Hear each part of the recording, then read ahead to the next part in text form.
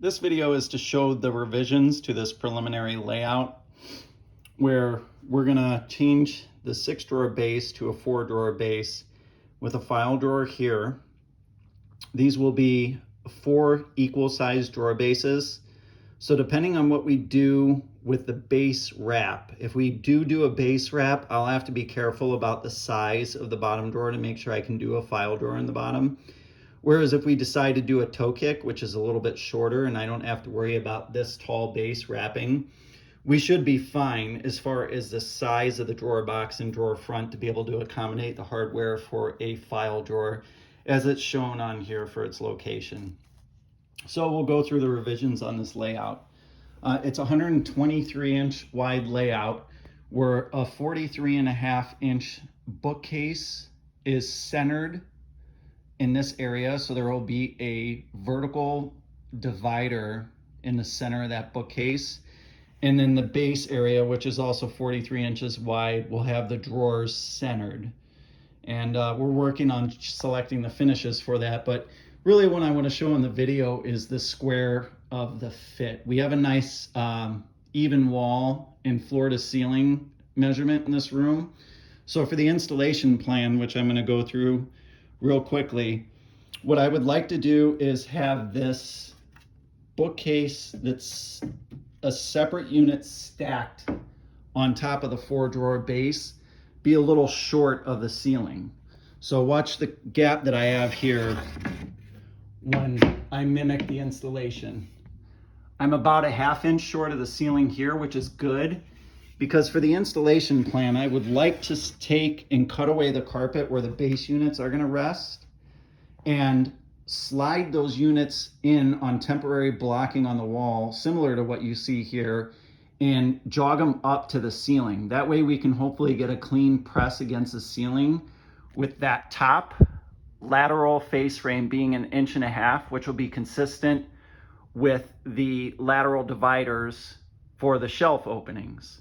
Same with the bottom. The bottom here would be 1.5 inches, which is a combination of a 3/4 inch bottom from the top bookcase and a 3/4 inch top from the 4-drawer base unit that's below it. As far as the spacing goes for the shelves, we're looking at openings that are about 15 3/4, which is a decent size opening, a little bigger than what you would normally have for a bookcase.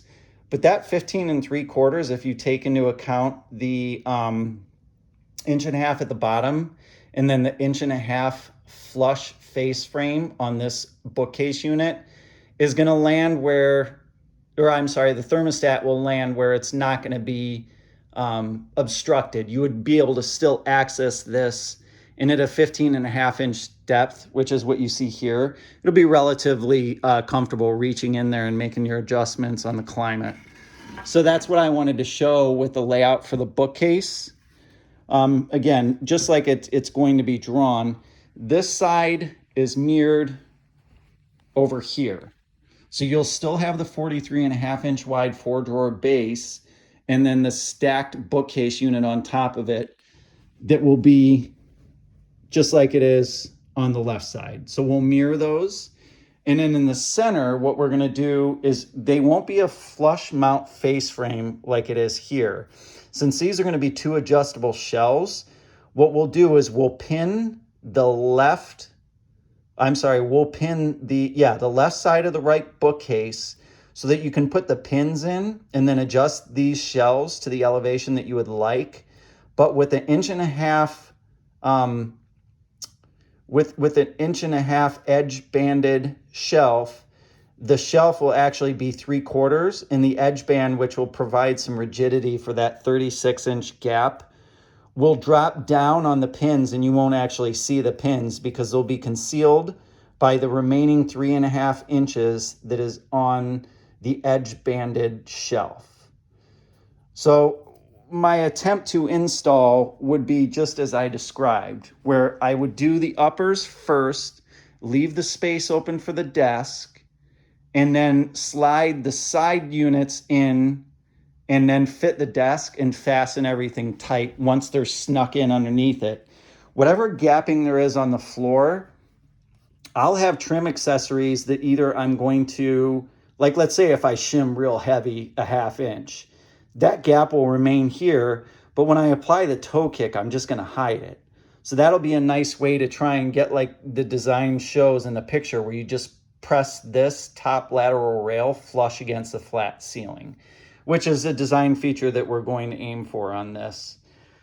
There really isn't too much more for me to point out here other than what will be shown in the drawing. The only thing that comes to mind would be this desk elevation at 30.5 is just a 5-inch separation between the elevation of the top of the stacked bookcases.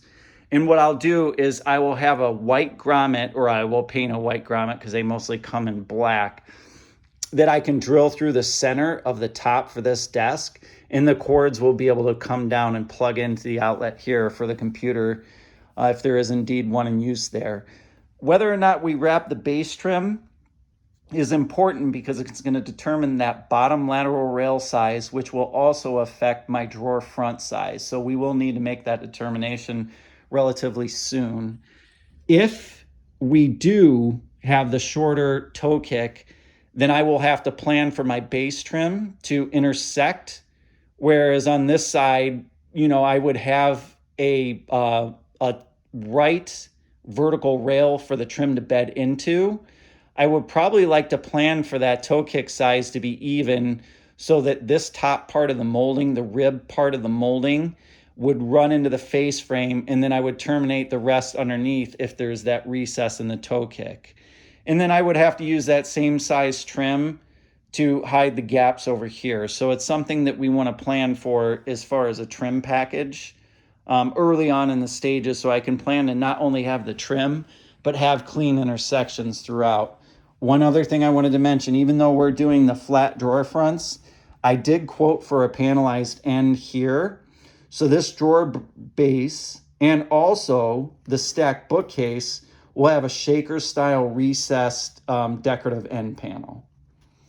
And I believe that just about covers everything.